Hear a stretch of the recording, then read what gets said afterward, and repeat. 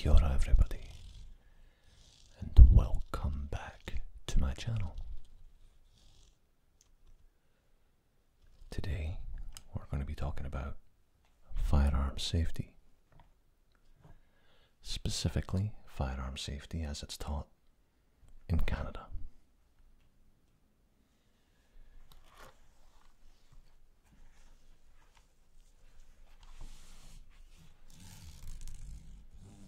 There are two acronyms called ACTS and PROVE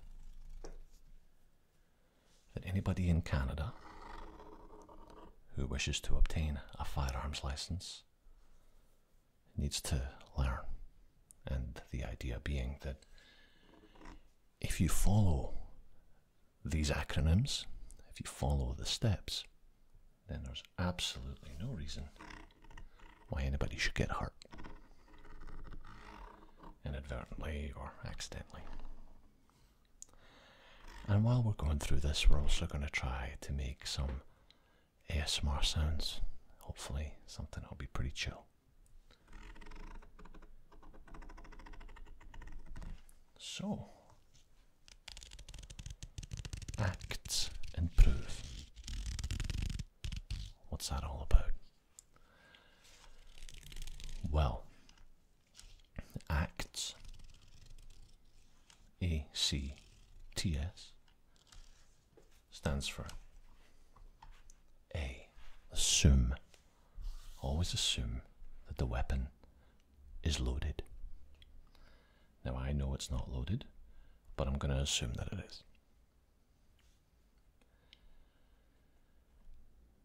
C. C stands for control the muzzle direction at all times. For the purpose of this video, the muzzle direction, or what I would call the downrange, is going to be that way. So I'm not going to be bringing the gun up and swinging it around. It's always going to be pointing that way.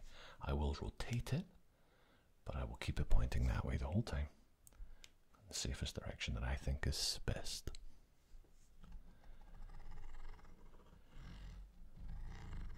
T stands for trigger. Trigger finger must be kept out of the trigger guard and off of the trigger. And finally, S. S means see that the weapon is unloaded. Prove that it's safe. So, first of all, oh, there's a bit of oil leaking out there. Maybe I gave it a bit too much oil. Now, no peeking. I'm just going to take off the trigger guard, the trigger lock, I should say. I used to have one of those ones that would wire through it, and I hated it because it was like metal on metal damaging it, whereas these ones have these nice kind of rubber pads.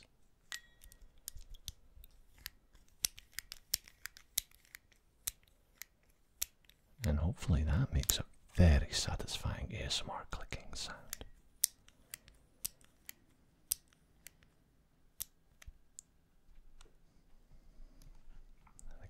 Rubber pad.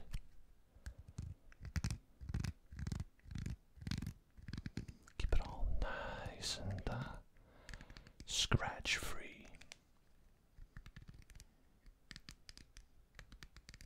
So, here we have an oily 12 gauge shotgun.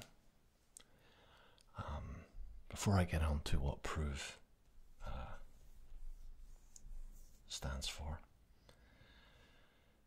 this is a Stevens 320, Stevens model 320 12 gauge, chambered for 2 3/4 inch and 3 inch shells. And It was manufactured by Sun City Machinery in People's Republic of China. Imported by Savage Arms, Westfield, Massachusetts, USA.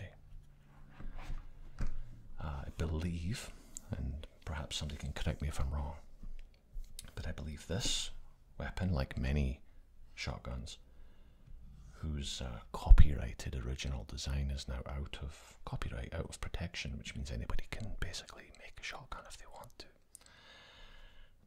This one is based upon the Winchester 3100, I believe. I might not get the number exactly right, but I'm pretty sure it's the Winchester 3100. It features a rotating bolt,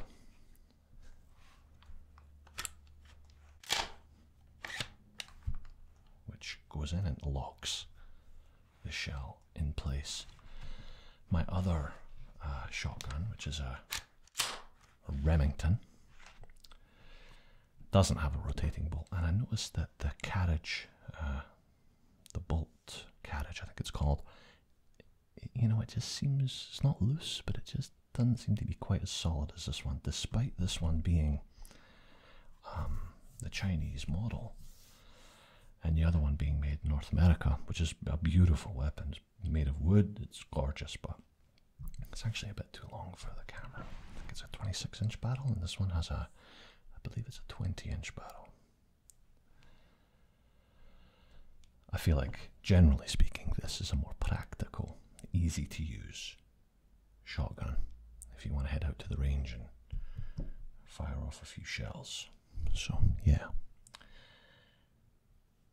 Anyway, let's have a little look. Here's the safety. Red means dead. I don't love the safety on this one. It's one of the cheaper parts that I find on this weapon, because even when the safety is on, you can still see the red slightly. So at a glance it looks like it's ready to fire, even though it's not. And of course this one has a proper pistol grip, which really does help with recoil. Careful not to point it anywhere else. Right. Prove. I have to look at this weapon and prove that it's safe to use, that it's empty, that it's, if I was to give it to someone, if I was to find it lying around, I need to be able to prove that it's safe and it's not going to go off on me. So, what does prove stand for? Point the weapon in the safest available direction. R. Remove all ammunition. Now, R is specific to the firearm that you have. Generally speaking, tubular magazine fed pump action or slide action shotguns are the same. So the ammunition would be stored in this tubular magazine. If I close the action for a second, you'd see the elevator. And if I just lift it up a little bit, you'll see the orange follower, bright orange. So at a glance, you can see that there's nothing in that magazine. If there was a shell, even one shell, in this magazine, I would not be able to see the bright orange follower. So I know the magazine's empty. Okay? So remove all ammunition. But that doesn't mean that there isn't a shell in the chamber. Or perhaps caught in the receiver somewhere. Highly doubtful, but you gotta check, right? So remove all ammunition. And then O. O stands for observe the chamber. Now, I'm I'm going to keep pointing it this way, but I'm going to lift it up slightly so that we can see that the chamber right here is in fact empty. I've observed the chamber. V stands for verify the feeding path. Now again, that's specific to each weapon. A lot of these rules are universal. Every weapon has a chamber, so you can observe the chamber. But the feeding path, to verify the feeding path of this weapon, I need to know what the feeding path is. The feeding path on a typical weapon like this, unless you have a bottom box magazine fed shotgun, if you have a tubular shotgun like this one, the feeding path is a C. Basically a C shape. It goes from the magazine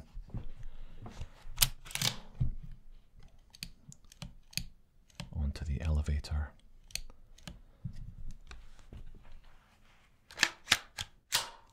into the receiver, and then forward into the chamber.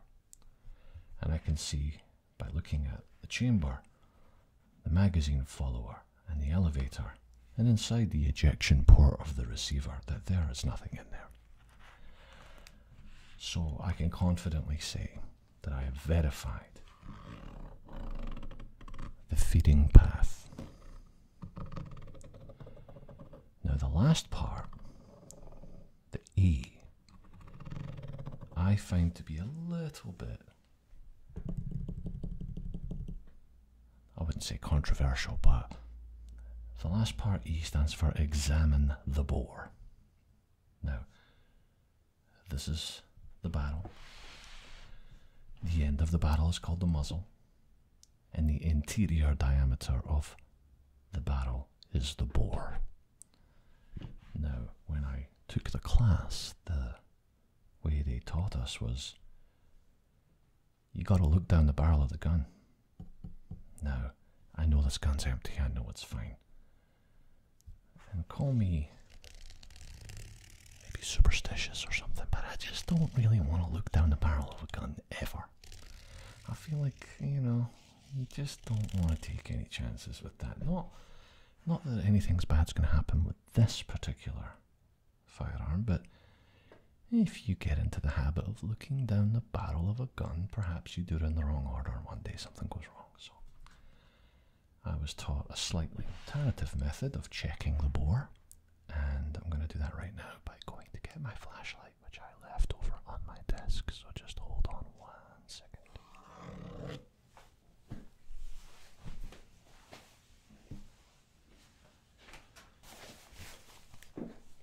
Okay, so we're going to use a trusty flashlight. Stick it down the end here. And if that bore is nice and clear, as it should be, then I should be seeing some light coming out,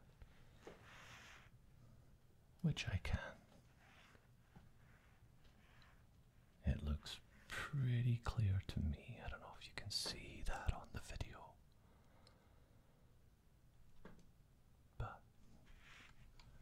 there ain't nothing in there, so it's good. And that's it. Act and prove.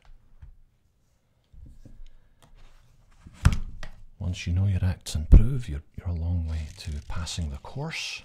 Obviously, there's a lot more to it than that. The course does go through different types of firearms and different types of ammunition. Rim fire, center fire. It even, actually, the course even starts off with cannons, cannonballs, black powdered cannons, wads, and like really old school stuff that you might think, why do I need to know this stuff? This is old school. But it actually comes to fruition quite well. You get a really good grasp of how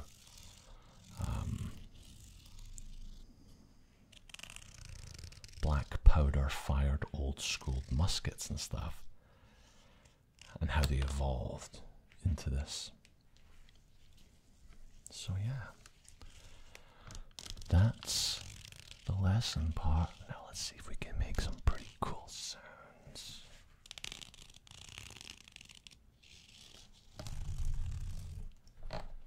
I have a red dot sight here, which is called, it's by a company called Fiachi.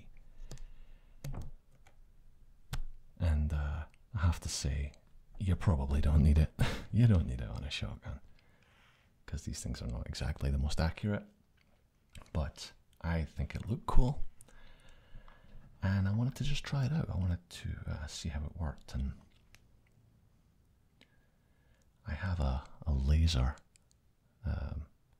fake shotgun shell, which I'm gonna go get for you right now. So I have a few more items here, which I wanted to show you.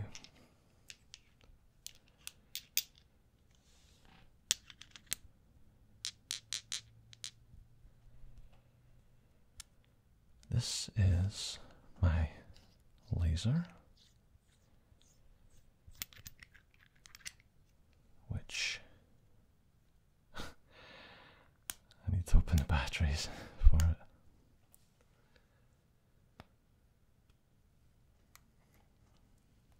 That's what teeth are for, right?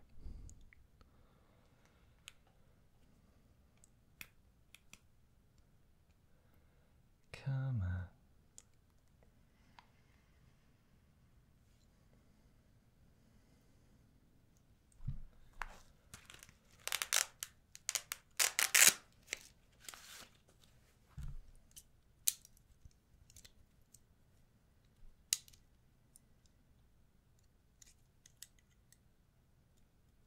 It's amazing how such a tiny little pack of batteries can have such thick and tight plastic wrap around it. I'm sure if somebody had longer fingernails it wouldn't be an issue. Here we go.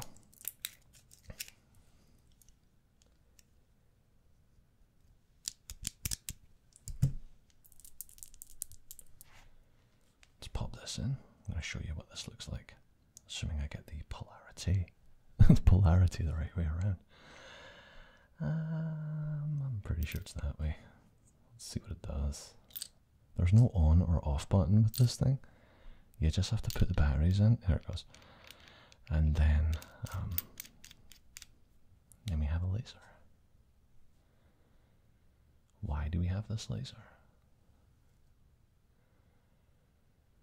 Well, let's just say that it's pretty damn useful. Stick it in the chamber. You know what? It doesn't actually quite fit. Not properly. But once it's in, it's pretty secure.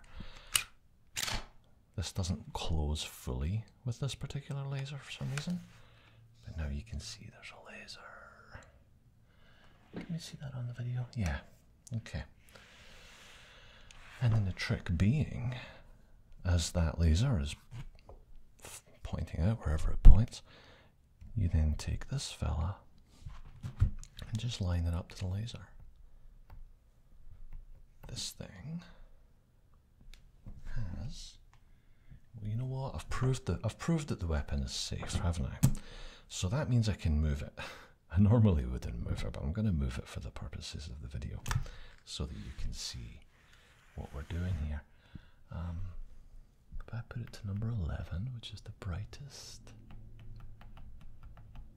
number 11, I bring it up here, ever so gently. Oops. You should be able to see.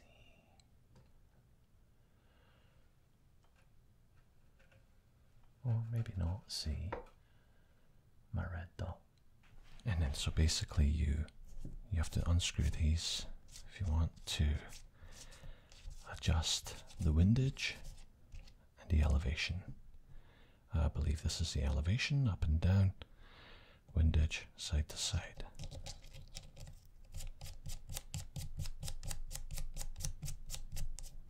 Cool.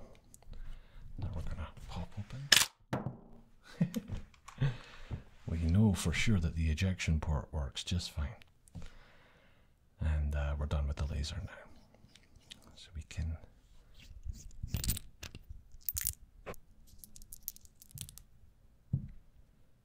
Now, this might be a wee bit loud, but I will adjust it in the editing stage. So, these are called snap caps. They're nothing. Fake shotgun shells. Designed to just make sure that you can push them through the weapon to see what they do. And make sure everything's working. So...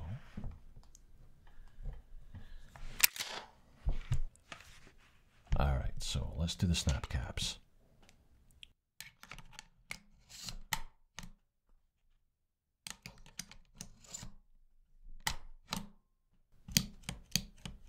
And we can tell right away that there's something in there now because we cannot see that nice bright orange follower that's been pushed down the spring down here.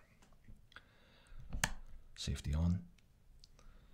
And a little point is, as I understand, I would never really trust the safety anyway. The best safety is just to keep your finger away from that trigger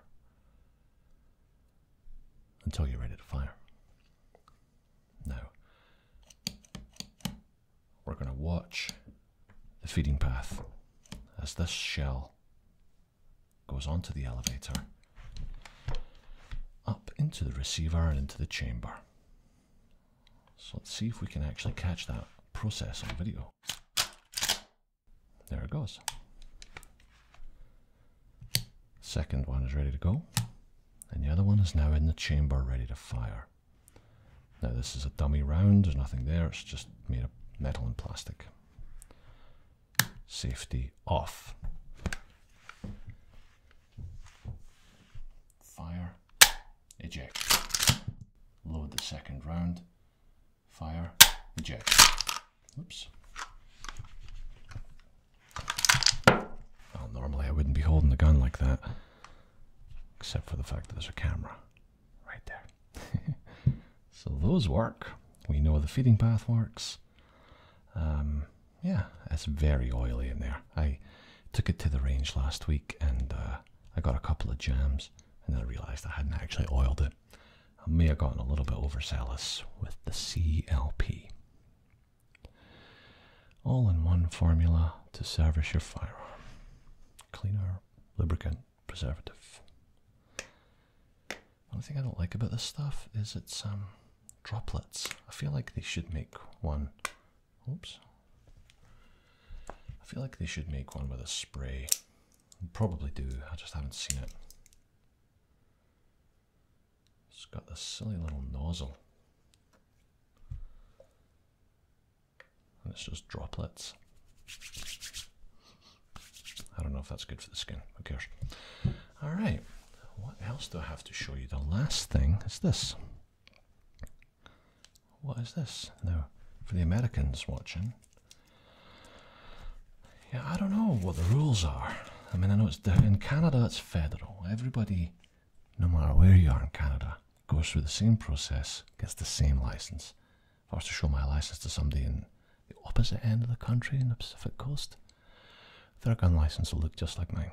There's no provincial license. It's a federal license, a national firearm safety program, if you know what I mean. And I like that. I like that because everybody's treated exactly the same. There's no loopholes, and if anybody wants to start, or if there's an adjustment to be made, it could be made nationally, not just like in Nova Scotia or New Brunswick or Ontario or something. This is actually from my Remington, and this goes into the magazine to reduce the amount of shells it can hold. That's for hunting. There's a restriction, I believe it's 3 or 2 shells maximum for hunting. But as a standard, in standard configuration, shotguns in Canada are allowed to hold 5 in the magazine and 1 in the chamber, 5+1. Whereas in the States, you'll often see shotguns like this with a barrel the same length. I think they can hold, I don't know, 10 or something. Sure, somebody will let me know in the comments.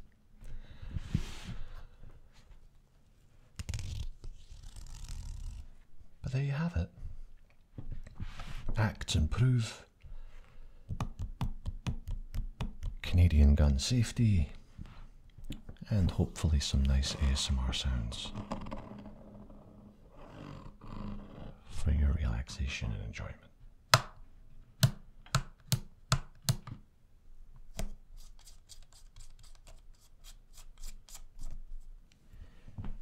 I love the sound, it's so fun.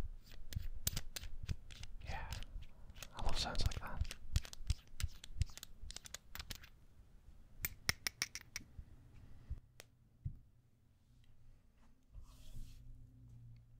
Thank you for watching, and I will see you again very soon.